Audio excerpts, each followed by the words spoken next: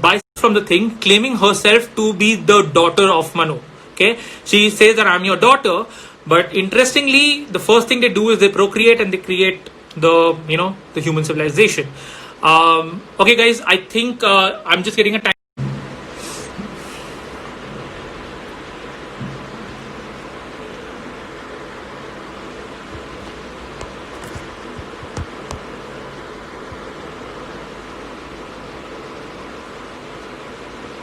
Hey, what's up? Sorry, I think the session actually started late because people are still joining in, so that's the reason I had to do this. Not to worry, I will just this thing. I think this is the last story before we talk about it. Let everyone quickly join in, and we'll finish the things.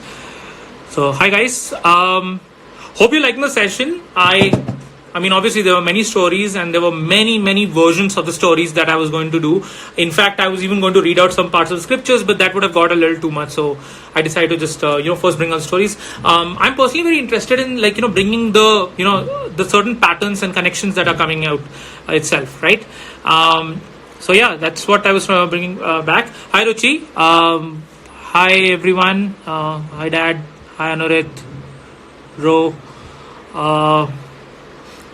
Oh, my favorite flood myth. Personally, I think my favorite flood myth is from this thing, Utnapishtim sort of a thing, because I just love the idea that the gods are like dear, how we say, dear God, what have you done? Like, I just wonder what gods must have said, like, dear humans, what have you done?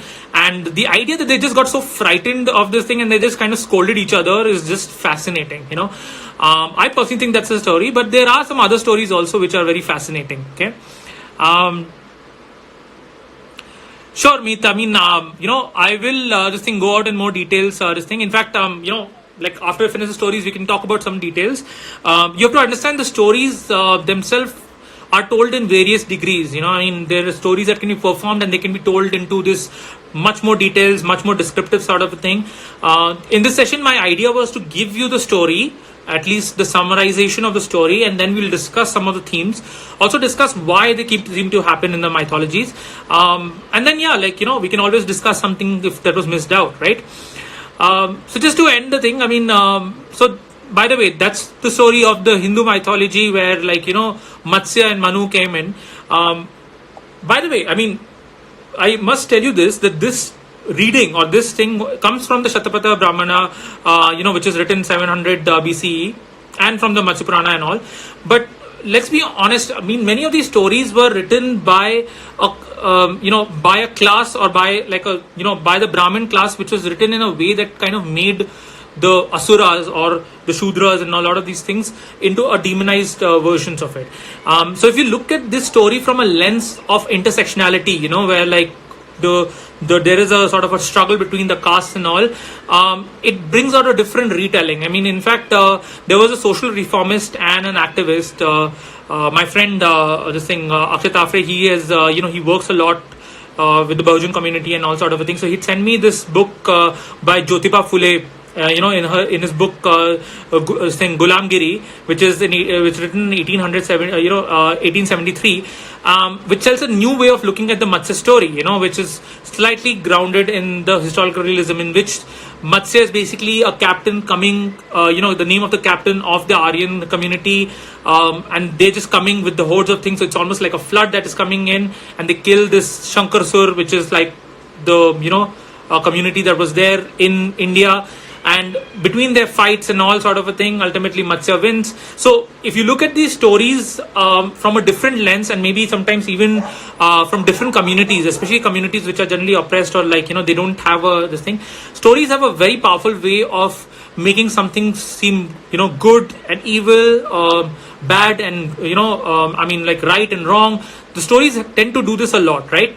And if you notice, every story tends to kind of get into a point where they demonize, they victimize, they valorize a certain type of people and certain type of communities. Okay, so it's very important that we all look at stories from different point of views, different these things. Yes, I mean the Vedic and the most of the Shastras and all have been written with the the Kshatriyas and the Brahmin class in mind, and they tend to be slightly oppressive to the different class. They also tend to be very patriarchal. So as the question was asked, what about women?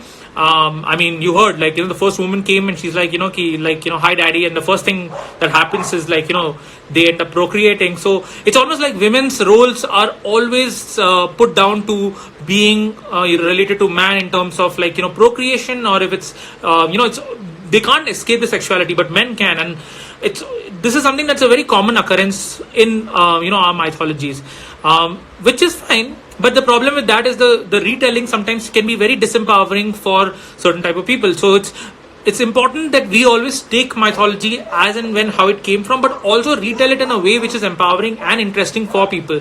Otherwise, people will lose interest. So that's the story. Okay. The point I want to just bring out about mythologies and different mythologies is mythology is like food. I mean, you can have your favorite. You can literally decide what you want to eat, and listening to mythology is like consuming the food. So you can decide what you like. You can have a yes, I mean, like, the type of favorite, and telling and, like, exhibiting mythology is cooking. You can bring your variation into this. Okay. Good mythologies are ones where, like, you are experimenting, you're trying your own thing, but you're also aware of, okay, if you want to have this kind of a cuisine, or you want to taste it like this is the kind of ingredient that is put in. This is what was done before, this is what was done. So that's why, like, like, good chefs are people who know about different cultures. They know about different cuisines and all, and they make their own thing. And good listeners and good people, the people who listen to ultimately the mythology are like people who can taste a food and be like, okay, this is the kind of I like this, I think this is what's missing, and they try to add their own flavor to it. So go crazy with mythologies. I mean, that's the thing. Mythology should never be just an academical approach, or this is the thing. And it's okay. Sometimes you may have that. Okay, so I'm a person who loves butter chicken. I mean, my family probably is rolling their eyes the amount I love butter chicken and all. And I do love it. Butter chicken is probably like the easiest dish, and sometimes people get bored of it, but it's my favorite thing. So I love trying out butter chicken sort of a thing. And while I claim it, I do acknowledge that other people, may like something else. So that's the thing, But at the same time, I'm always ready to try out a different variation of it, try out a different food altogether. And at the same time, you have comfort food, which is based on your growing up and all sort of a thing. So just, enjoy mythology, play with it. Make your own mythology.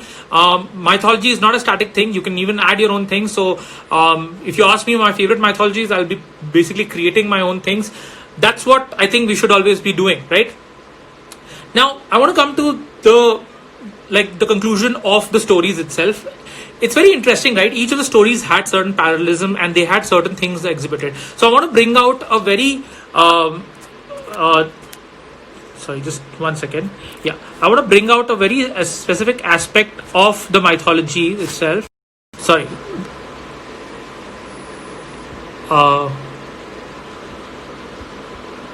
Just give me 1 second. I will show the other thing. So I had framework which I was able to think of, and I wanted to share that with you about mythology itself.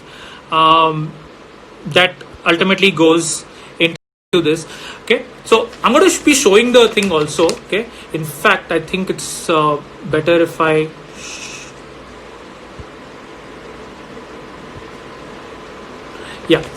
so have you noticed in all the stories, can you see it now? Can you see me?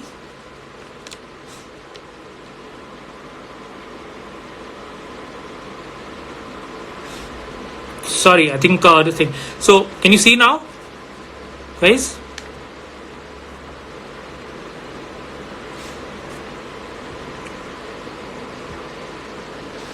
Yeah, so I'll bring out this thing aspect of it. If you notice in the Babylonian mythology, I hope you can read this, right? This is facing you guys, right?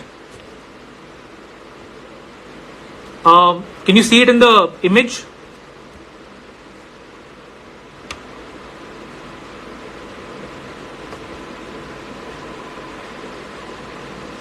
Okay. Oh, it's mirror image. Is this better?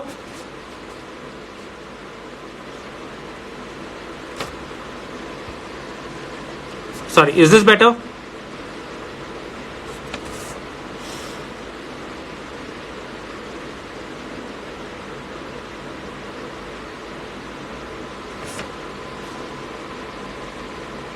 Oh, okay, wait. Um, okay, you know what? I will not be able to reverse it because I'll have to go back and flip it and sort of a thing. I'll do one thing. I'll just talk about it. It's not a very interesting diagram. It's basically in all the stories, right? There is a very this thing. So the Babylonian mythology has this idea where the gods are basically reckless while the humans are very resourceful. Okay, it's almost like this. There are these qualities being exhibited. Okay, so in the Babylonian myths, if the divinity is exhibiting recklessness, the humanity is expressing resourcefulness. In the Norse mythology, when the gods are expressing ambitiousness, the humanity is expressing adaptability. They're adapting to the new world. In the Greek mythology, the story of Deucalion and Pyrrha, when the gods are inhibiting irritation, humanity is inhibiting intelligence. While in the biblical mythology, gods are expressing frustration and humans are inhibiting faithfulness. And finally, in the human mythology, divinity exhibits compassion while humanity exhibits cooperation. So what it tells you is that in different problems, there are different ways of solving it. When gods throw this thing ultimately throw a problem at it, humans can deal with it in a very different way. And this thing, I mean, I'll share this this image with you later, sort of a thing. I mean, basically it's just a written form of this. Okay, this is how it is. Okay,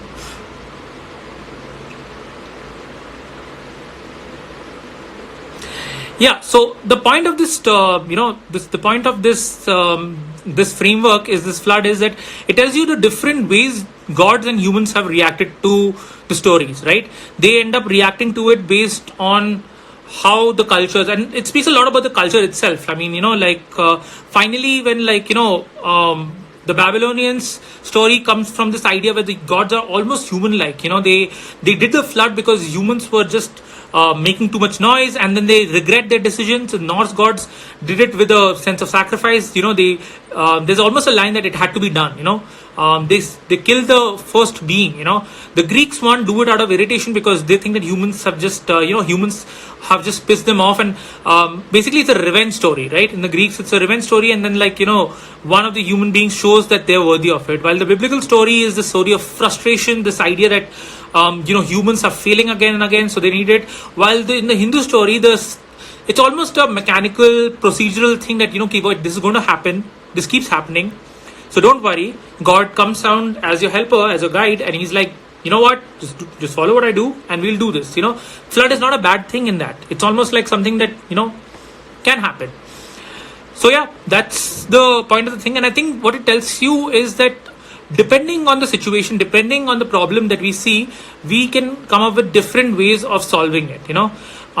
Right now, the situation we are in, in the current world, there is a lot of recklessness that's happening, and humans have shown they can rise up to the occasion and be resourceful. We have people, such as this also, doing something from home, whether creating content or people finding new ways of interacting and all. It's like the Norse mythology, businesses are finding new ambitious ways of expanding their things. They're finding new ways of they're adapting to it. There's a lot of irritation going on about staying at home and sort of a thing, but people are also being smart about it. They understand why they have to be doing it. Frustration is there, but we have faith in the fact that this will pass. And again, we are showing compassion and cooperation, and ultimately that's the only way we'll get through the situation we are in. So anyway, that was the first session. I'll love to take any questions, and if someone wants to even come in, I would I would even let you guys join in. We can even have a conversation. Anyone has any questions or anything? I was reading your conversations, so it's kind of interesting. I like the fact that you guys were enjoying the stories. So anything that you have, any question, anything?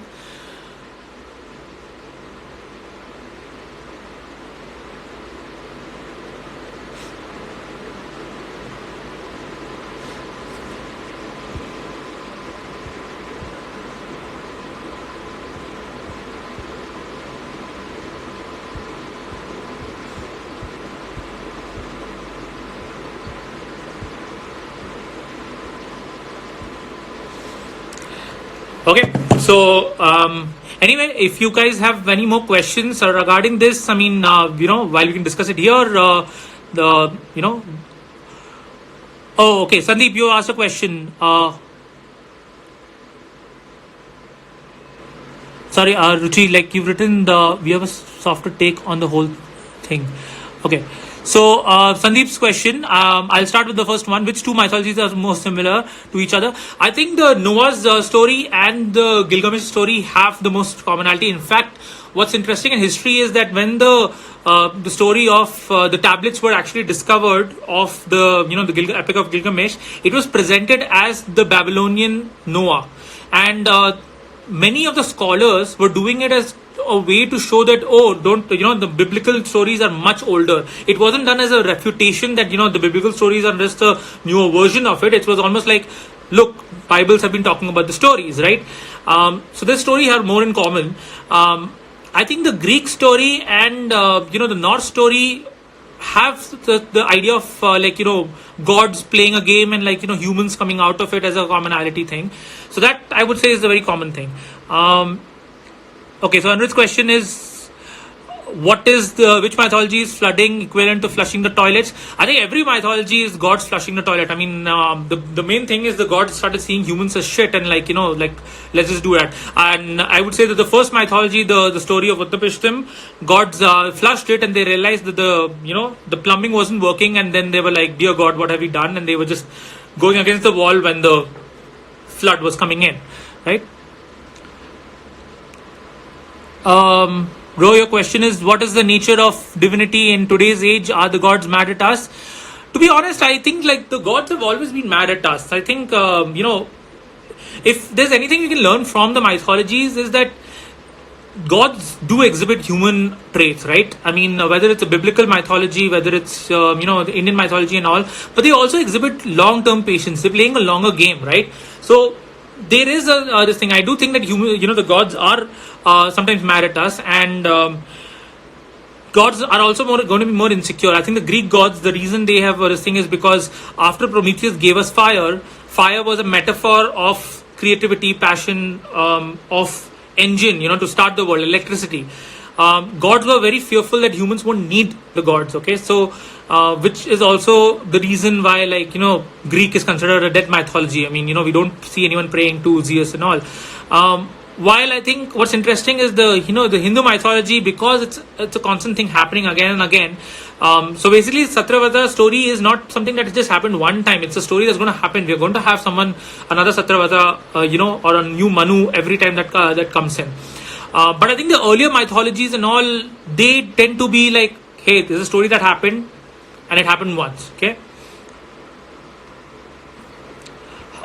Meets question is, how accurate is the Thor's MPU story? It's not very accurate. I mean, if you think about it, the story of Thor, they just take certain elements. I mean, Ragnarok is almost like a monster instead of Ragnarok is something. In fact, in Norse mythology, Ragnarok, the end of the world, is something that all the gods are working towards. It is always something that's written in the future. It's always like, Thor will fight this monster. This is what's going to happen, Similar to how in the Hindu mythology, we have this idea of Kalki coming in. It's always written in the future, this thing.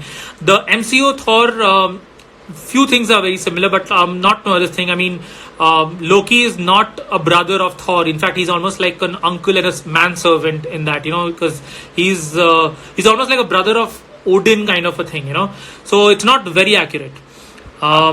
Okay, Shishir, yes, different mythologies. Do you think gods come down with their wrath because they're fed up with the creation of this thing? Depends again, depends on the mythology you are talking about. I mean, the question about whether they're fed up and the wrath. Look, the idea of a wrath is a very Greek and a Babylonian concept. The biblical concept did not have, I know it's painted as such, but the Bible and the Hinduism concept is almost like a thing that had to be done, right? So the concept of wrath is not a very this thing. In fact, it's a earlier situation. So there's something very important for us to always remember that in the mythologies, our human vision is very short. Okay, we have a very clear this thing. So what we consider a bad thing may actually be a thing that the god believes to be that's required. So Yeah, I think that is there, and many of the stories of the flood is a story of, look, to get something new, something has to die. Okay, and that's the reality of our life, right? And that's what I think many of the mythologies are always trying to bring about. Myth story, do you believe in myths? Look, I think I'll be honest. I mean, when you ask the question, what do you believe in myths, is for me is the same question as, do you believe in like superheroes? Do you believe in like Superman, Batman? I'll be honest. I know they're not true, but I want them to be. When I'm watching a movie, when I'm going to a theater, I am as upset or as excited, or if like most of my friends know and my family knows that I can get really like overwhelmed and gregarious about that topic. Who's better, Superman, Batman, Captain America, and the thing. So the thing is, like, while I'm in it, while I'm in the stories are real. I mean, when I was reading the stories or I was revisiting the stories, I had emotional reaction. I was like, oh my god, how did that happen? Oh, great. I'm pretty sure when you're hearing the stories, you have a certain relationship with the people. So the concept of belief, like, if you're asking a historicity in it, it's very hard, right? I mean, it's a question is like, do you need to? I mean, is that even the point? Do you need to believe in a story for it to be real? There's a very interesting line from Harry Potter. These stories are, like, is this all real or is this happening in my head? And like Dumbledore says that, of course, it's happening in your head, but why does that stop it from being real? And I think that's the point of myths. The myths are basically these containers of human truths, right? And the way to enjoy them is to listen to them, to think about them, and to retell them, right?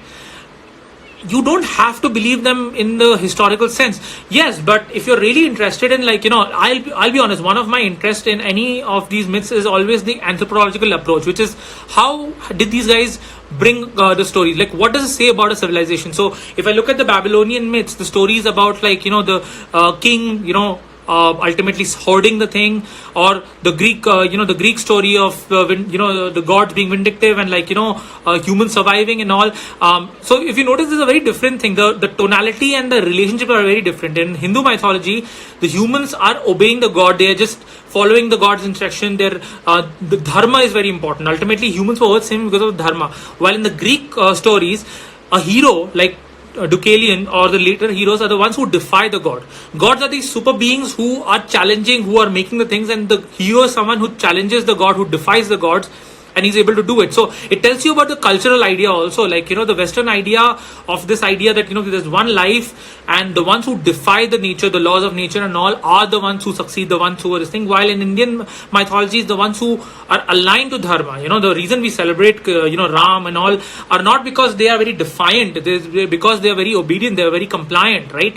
So I think it's very important to understand that, from the myths are the belief system. It's a very nice thing that I think Devdutt Pattanaik says that from the beliefs come behavior, from behavior comes business, and like ultimately, like how people are working towards sort of a thing. And I think understanding people's myths are a way of understanding themselves. I think, Dad, you're right. I don't think the Batman and Superman are the mythologies of the future. I think they're the mythologies of today. But it's a very interesting thing. I mean, I'm pretty sure if, like, the aliens come and they see fragments and they do a digging of it, and they find like these random capes or pictures and like comic books, and like they find these random videos, they will literally be thinking that these guys these guys worship Batman and all. They will think there was a cult of Batman, and there must have been wars between the things. And I'm pretty sure the people who believed in technology worshipped Iron Man, while people who believed the sun and this thing was Superman, and the feminists were the one who worshipped the Wonder Woman.